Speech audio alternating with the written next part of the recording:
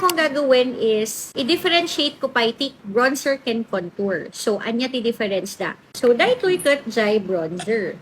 Makita? Iswatch ko mat daytoy contour. Okay. So, jay bronzer kat warm isuna.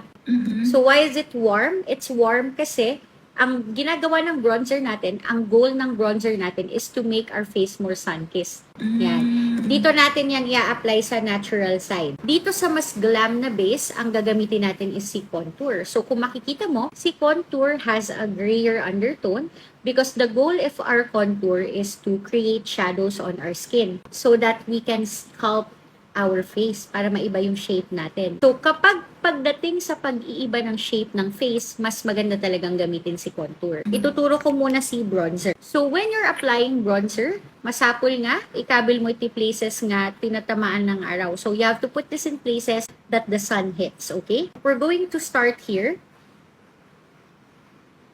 You can do this with your Fenty. Ayan. You're gonna connect it lang with the blush. When you blend it, you need to blend it towards your hairline here. So, it needs to look very natural. Parang naarawan ka lang. Makitam? Tignan mo. Para ka lang naarawan. Again, reminder, Erica, daytoy nga side, kat jay natural nga side. So, it needs to look natural. Just like our base makeup was just an enhancement of our skin as opposed to the other side na mas full coverage. Haan ka nga of overblend. One, kasi kapag na-overblend mo, matatanggal yung product. Pwede mo rin tong ituloy patilya pababa. Ayan, para lang mabalance out ito. And then you can blend it outwards.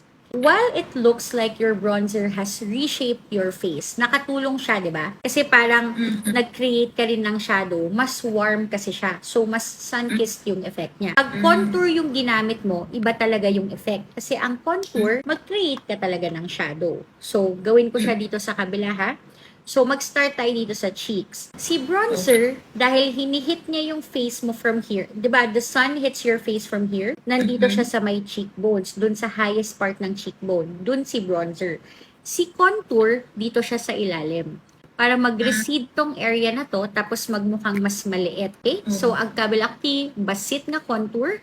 Make sure that it's really, really close to the edge of your blush. Dito'y. Ayan. As you can see, I'm only applying just a little bit.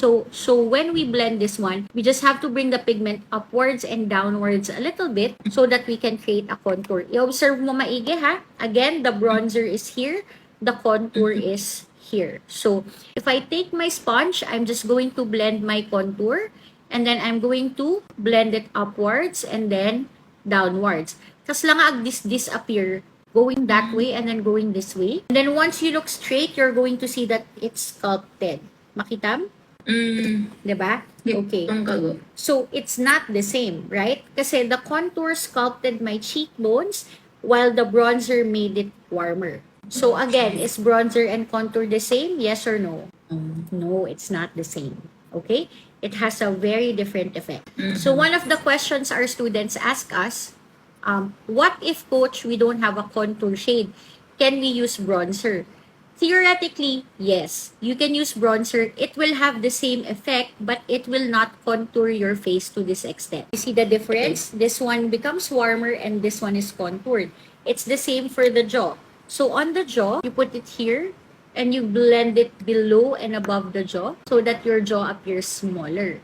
And then, it's the same for the forehead. So, you apply a little bit also on the forehead. So, see contour, there's more room for mistakes kasi you really have to be strategic on where you place your contour. As opposed to your bronzer, nakas lang nga, mabalin nga messy.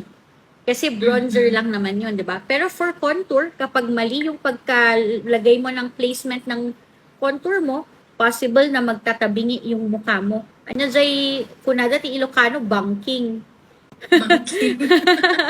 Ayan. When it's contour, it's sculpted. When it's bronzer, it's sun-kissed.